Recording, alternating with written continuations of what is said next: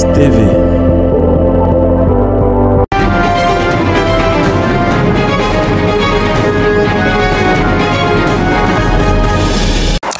Bienvenue sur GFMS TV, c'est encore un plaisir renouvelé, n'est-ce pas, de se retrouver ce matin pour parler sport, le sport avec votre édition. La première de la semaine, c'est Sport Matin. Sport Matin, ce matin, on parlera du Maroc, de la Coupe d'Afrique des Nations féminines de football qui aura lieu donc en juillet prochain au Maroc. Le Maroc qui va accueillir cette compétition et donc le tirage au sort a eu lieu vendredi dernier. On connaît donc déjà les 3 poules qui vont donc, n'est-ce pas, animer cette compétition. Et puis, on fera un tour du côté de la Côte d'Ivoire pour parler de cette rencontre entre ASEC d'Abidjan et Lys Sassandra.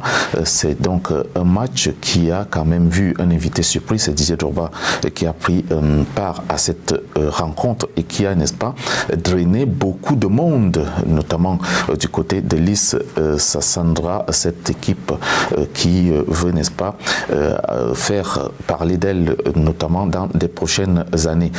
On va aussi parler du Burkina Faso, certainement avec le problème entre Aristide Bansé et la fédération burkinabé de football. Il faut noter que l'ancien attaquant des Étalons a été convoqué au tribunal de grande instance de Ouagadougou. Chers abonnés, on va faire le tour de certaines fédérations pour parler notamment des préparatifs des demi-finales de la Champions League africaine qui auront donc lieu le week-end prochain. Restez scotchés, je marque un temps de pause juste pour la pub et puis je reviens derrière.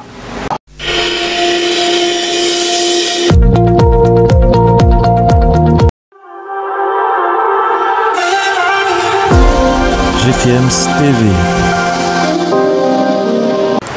Merci encore de faire confiance à GFMS TV. Vous écoutez, vous suivez Sport Matin. Sport Matin de ce mardi, on commence par le football féminin. Le football féminin et la Coupe d'Afrique des Nations féminines de football qui sera donc à l'honneur au Maroc. Ça sera en juillet prochain, du 2 au 23 juillet pour être précis. Le tirage au sort a donc eu lieu vendredi dernier avec 3 groupes en lice. D'abord le groupe A où on va, n'est-ce pas, vivre les matchs du Maroc, du Burkina Faso, du Sénégal et de l'Ouganda.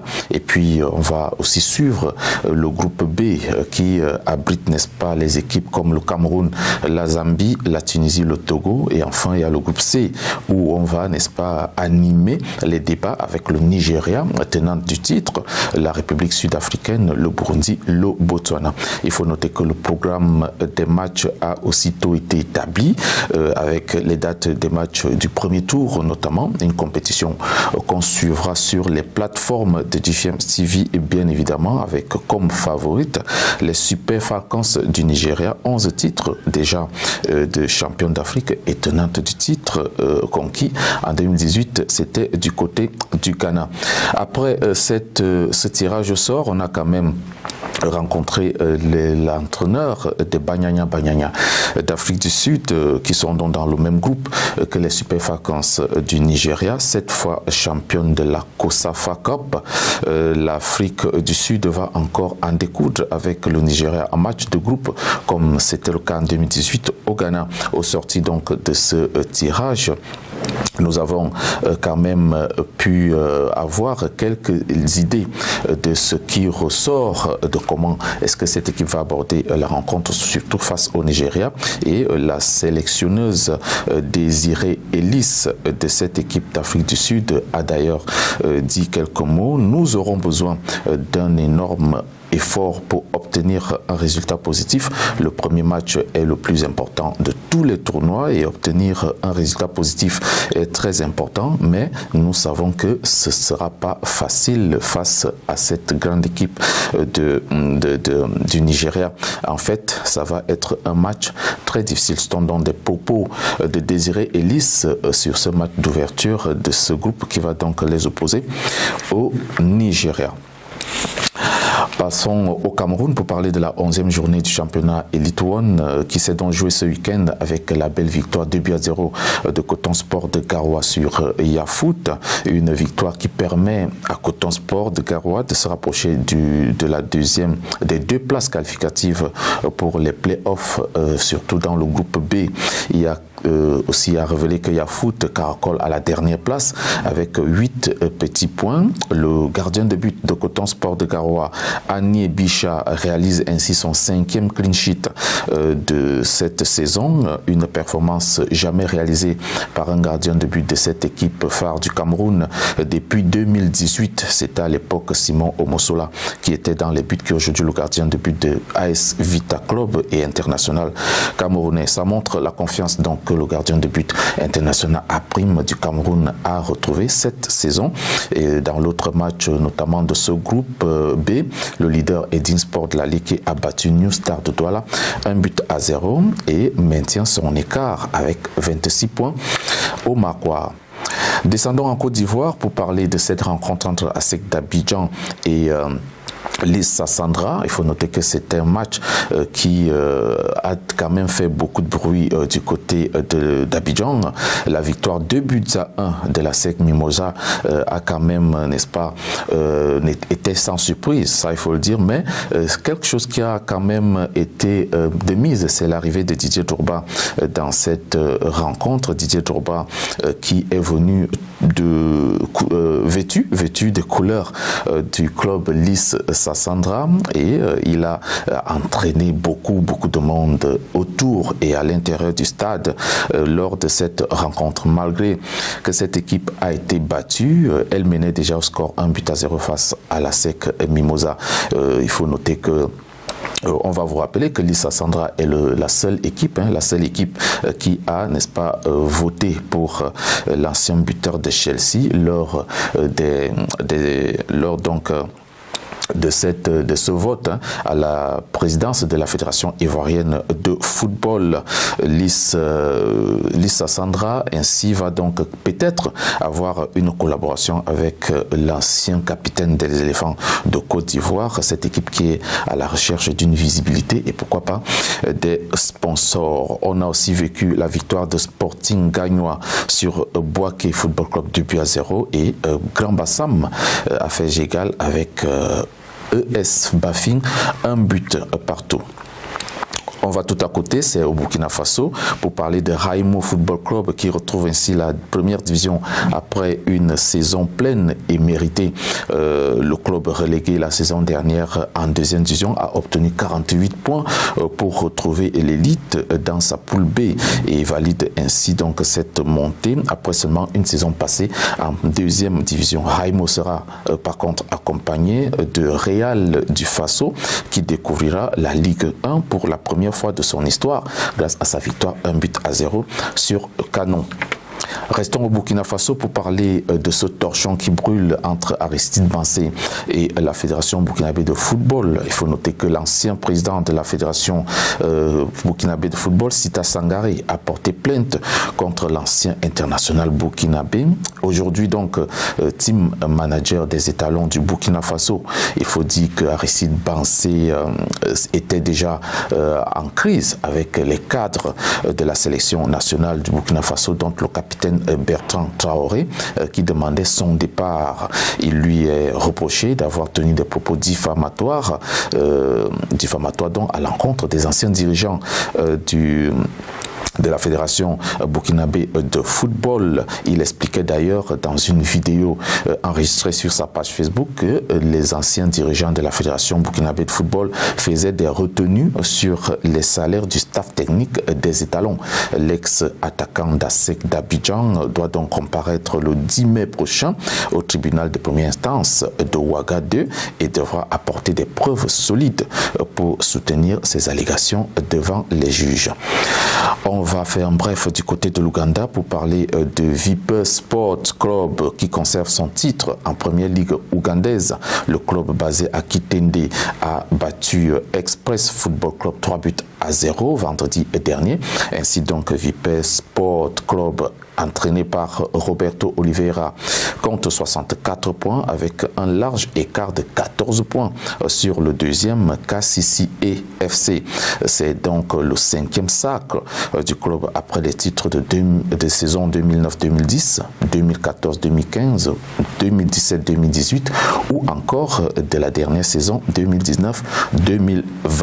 On va donc, mesdames et messieurs, suivre la fin du championnat de ce côté-là. Il faut noter qu'il ne manque que 3 petites journées et il est impossible pour KCC Football Club de revenir au niveau de Vipers Sport. Moi, je vais prendre un petit verre d'eau et puis je reviens derrière juste pour vous permettre de respirer également. Une page de pub.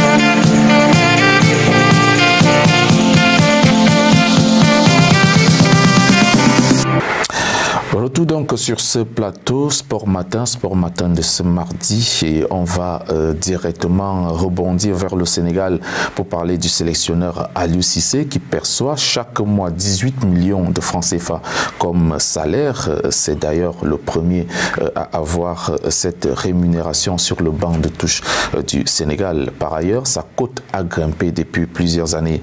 Aujourd'hui, de par ses performances avec les Lions de la Teranga et n'est-ce pas le dernier sacre de champion d'Afrique obtenu il y a quelques mois du côté du Cameroun. Des échanges sont donc en cours pour revoir la hausse de son salaire avec la Fédération sénégalaise de football. Il faut noter que Aliou Cissé ne l'a pas demandé, il sert son pays, mais c'est la fédération sénégalaise de football qui juge opportun, n'est-ce pas, de revoir son salaire à la hausse.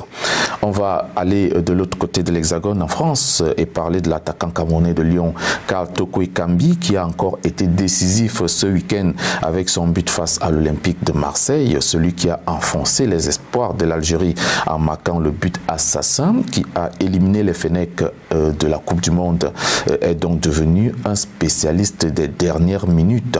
C'est à la 89e minute qu'il a marqué le 3e but de l'Olympique lyonnais face à Marseille, score de la partie 3-0. Il avait déjà marqué le week-end dernier face à Montpellier à la 90e minute et aussi face à Strasbourg à la 90e minute également, et puis après face à Bordeaux à la 90e minute. Il faut noter que Karl Toko Ekambi fait donc une belle saison personnelle du côté de la France, en attendant, n'est-ce pas, de voir la fin du championnat de ce côté-là. Nous, on va tout de suite revenir en Afrique et parler de la Ligue des champions de la CAF. Le Wydad de Casablanca prépare déjà son match aller des demi-finales de la Ligue des champions de la CAF face aux Angolais de Petro Atlético de Luanda. La victoire du WAC ce week-end 3-0 contre les Phares de Rabat permet donc aux joueurs de gagner en confiance et de consolider sa place de leader de la Botola 1. Samedi prochain, le Wydad Athletic Club se déplace donc du côté de Luanda en Angola avec pour objectif de négocier au mieux la première manche avant de venir négocier calmement la qualification pour la finale à Casablanca. On va rester à la Ligue des champions de la CAF pour parler de l'entente sportive sétif de l'Algérie qui a déjà la tête en demi-finale aller de cette Ligue des champions de la CAF qui lui opposera, n'est-ce pas, au géant égyptien Al-Ali du Caire, tenant du titre. Le club algérien qui a éliminé les Tunisiens de l'Espérance de Tunis en quart de finale aura donc toute la semaine pour pour préparer et peaufiner, n'est-ce pas, sa préparation, si vous voulez. Et le coach serbe Darkonovic aura du temps pour mettre en place sa stratégie donc afin de détourner les plans de Pitso Mosimane, l'entraîneur sud-africain de Al Ahly. Ce week-end déjà, la victoire 4-1 sur Olympique Médéa fait donc déjà du bien au groupe pendant que le match face à RC Relizane a été reporté. C'est un match de championnat afin de permettre à cette équipe de mieux préparer son match face à Al Ahly samedi prochain. Certes, la 8e place en championnat n'est pas à la hauteur des attentes, mais il faut sauver la saison en décrochant, pourquoi pas, une qualification pour la finale de la Ligue des Champions. Nous, on va terminer notre balade sportive de ce matin par les décisions de la FIFA qui sont donc tombées ce matin. Il faut noter que le Cameroun a été sanctionné par la FIFA à hauteur de 10 000 francs suisses pour envahissement de la pelouse par les spectateurs lors du match contre les éléphants de Côte d'Ivoire, comptant pour les éliminatoires de la Coupe du Monde Qatar 2022. Et puis la Mauritanie également reçoit aussi une amende, ou alors si vous voulez un avertissement pour violation des principes de fair play lors de la rencontre de la Mauritanie face à la Guinée équatoriale. Et puis l'Algérie écope d'une sanction de 3 000 francs suisses, soit 1 920 000 francs CFA pour jet de projectiles et utilisation des fumigènes lors de la rencontre retour des éliminatoires de la Coupe du Monde Qatar 2022 face au Cameroun à Blida. On est toujours à l'attente de la décision qui est importante, celle dont le recours que l'Algérie a déposé pour son élimination face au Cameroun. Cette décision-là seront certaines sources rendues entre le 15 et le 30 mai prochain. Mais pour le moment, on est à l'attente, n'est-ce pas? Le Cameroun est qualifié pour la Coupe du Monde pour le moment. C'est donc la fête de Ramadan. La fête de Ramadan et GFM, toute l'équipe de GFM TV se joint donc à moi pour souhaiter bonne fête de Ramadan à tous les musulmans du monde entier et particulièrement à tous les abonnés de GFM TV. Mesdames et messieurs, c'est terminé pour ce matin. Je vous retrouve vendredi pour une autre édition de la semaine de Sport Matin. Portez-vous bien et à très bientôt.